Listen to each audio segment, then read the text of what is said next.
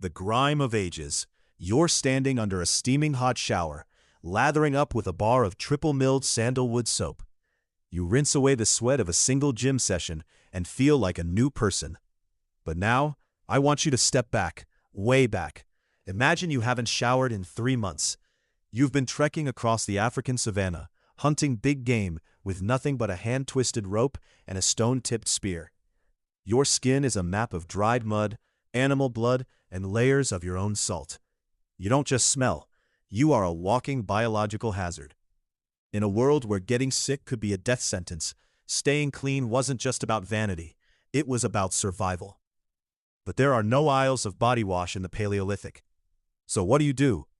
How did we go from being the stinkiest ape to the most hygienic species on Earth?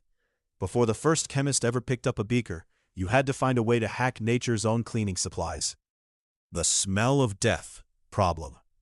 To understand why you're looking for soap, you have to understand the stakes. In the wild, your scent is a beacon. If you're tracking a mammoth through the snow and you smell like a locker room, the wind will betray you long before you get within spear range.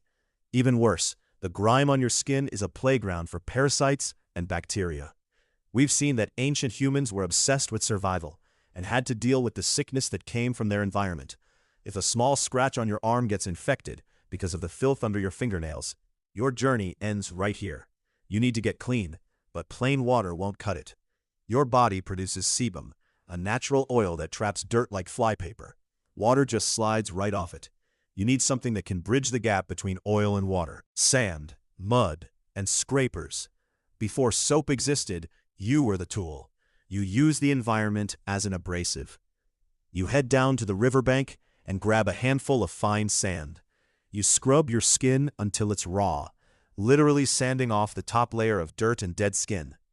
It's the world's first exfoliating treatment, and it's as painful as it sounds. In some cultures, you might use a strigil, a curved metal or bone scraper.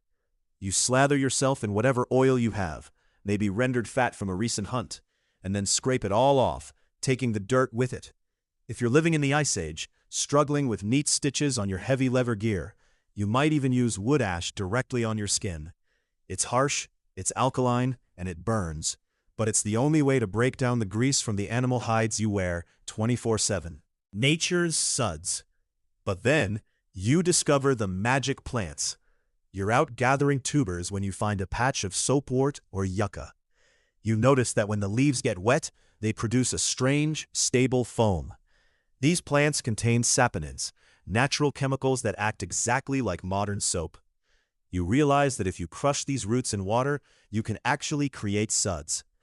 You start using them to wash your animal skin clothes, realizing that getting this thread in is much easier when the leather isn't stiff with old grease. This is the first time you realize that nature has its own chemistry set. You aren't just a hunter, you're becoming a scientist, observing the behavior of the world around you to make your life easier. The birth of true soap. The real revolution, however, happens at the campfire. You've spent the evening roasting meat, and the fat has been dripping into the white wood ashes of the fire pit. It's a messy, greasy pile, but then it rains. The water mixes with the alkaline ashes, potassium carbonate, and the rendered animal fat. A chemical reaction called saponification occurs right there in the dirt. You reach down to clean up the mess, and you notice that this weird gray, waxy substance actually makes your hands feel cleaner than they've ever been. This is the IKEA effect of prehistoric technology. You value this discovery because it's something you accidentally built through your own survival activities like drinking and cooking by the fire. You've just created the world's first true soap. Grooming as bonding. Getting clean wasn't just a solitary act. It was part of your prehistoric nightlife. Just as you sat around the fire telling stories and drinking alcohol, you also spent time grooming each other. Picking parasites off a tribe mate or helping them wash their hair with plant extracts wasn't just about hygiene.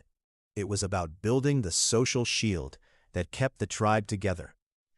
It's a behavior we take for granted today, but it's the foundation of human empathy. You cared for the person next to you because their health was your health. The luxury of lather. Today, we buy soap for its scent, its packaging, or its moisturizing properties. We take the science behind everyday things for granted every time we turn on a faucet. But remember, you are the descendant of people who scrubbed their skin with sand and discovered chemistry in the embers of a campfire. We didn't just stumble into hygiene, we fought for it. We turned a dirty, dangerous world into a clean one handful of ash at a time. So, the next time you enjoy that rich, bubbly lather, remember the ancient hands that first figured out how to turn fat and fire into the ultimate tool for survival.